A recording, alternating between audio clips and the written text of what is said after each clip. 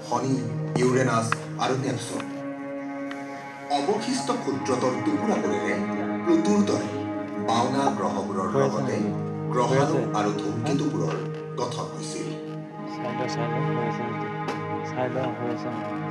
আঠটা গ্ৰহৰ ভিতৰত তৃতীয় শাৰীত থকা কেৱল মাত্ৰ পৃথিৱী একমাত্ৰ গ্ৰহ য'ত জীৱৰ সঞ্চাৰ হ'ব পাৰে। শুক্ৰৰ দৰে ই সূৰ্যৰ নিকটতো নাই যে পানী বাষ্প হৈ যায়, আৰু মংগলৰ দৰে আঁতৰতো নাই যে পানী বৰফলৈ ৰূপান্তৰিত হয়। জীৱৰ উৎপত্তি আৰু বিকাশৰ বাবে পানীৰ জুলীয়া অৱস্থাটো বাৰুকৈয়ে প্ৰয়োজনীয়।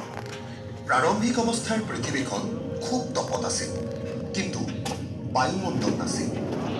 সময়ৰ লগে লগে বহিঃপৃষ্ঠভাগ চেঁচা হৈ কঠিন ঘোলা এটালৈ পৰিৱৰ্তিত হৈ ভিতৰভাগত গলিত শিলাময় লাভা